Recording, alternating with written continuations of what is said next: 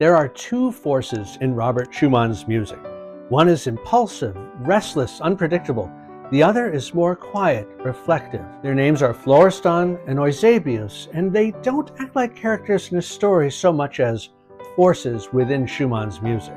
So the question is, when we listen to Schumann's music, are we hearing the work of a genius, or is it something more unstable? You see, most composers in Schumann's time develop ideas. They may use traditional methods, or they may take an idea, reshape it somehow, and then bring it back. But Schumann does something a little bit different. Schumann likes to shift emotional states, sometimes very suddenly. As a listener, you feel it immediately. You settle into one mood, and then suddenly you're somewhere else. Instead of guiding you gently between these two states, Schumann often pulls the rug out from under you, and that's one of the things that makes his music so distinctive. To understand this, we need to be introduced to Florestan and Eusebius.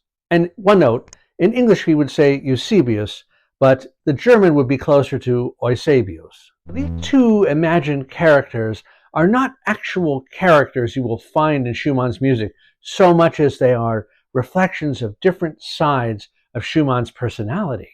They reflect two emotional states, two ways of thinking musically, two levels of intensity. If we look at Florestan, for example, he is more of an urgent character. When the Florestan impulse appears, you feel more urgency, you feel more impulsivity. The music rushes forward. It can be fiery, sudden, direct. It's a part of Schumann that just couldn't sit still. Eusebius is the opposite. He represents introspection, calm, and self-reflection. When Eusebius appears, the music calms down. It becomes lyrical, fragile, suspended. It's more like musical thought. What makes Schumann's music interesting to me is not that these two characters exist separately, it's that they can exist in the same musical space and that they can take each other's places so rapidly. One minute you're in Florestan's world, the next you're in Eusebius's world, and it's a rapid shift of identity.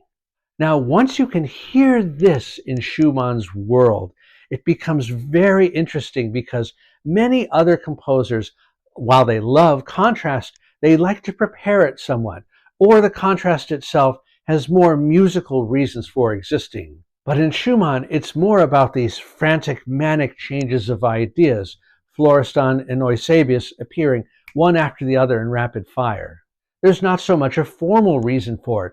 An idea briefly appears and then rapidly disappears. Ideas come in rapid fire one after the other. The emotions drive the music. They interrupt each other, and I don't think it's chaotic. I think it's reflective. Unlike, for example, Beethoven, the development with Schumann is not something that's motivic, developing upon itself to a logical destination. When you listen closely, you see how differently Schumann does this. First of all, ideas are often fragmentary. Instead of long developing lines or something logical based on motives, you get an idea that seems almost to be interrupted before you understand what's going on. And second, those transitions, they can be very abrupt. You go from one emotional state rapidly into another, sometimes without preparation. Even the sense of time seems to be fragmentary. You can go from very rapid tempo to a very slow, relaxed tempo, and this creates instability. But that instability is not only a dramatic effect, it's also a psychological one, as if Schumann is rethinking these ideas in real time. And to me, this is why Schumann's music can be so hard to categorize. For example, in Beethoven, you can follow the musical and formal logic. In Chopin, you follow the expressive line and harmony. But in Schumann, it feels like something else entirely.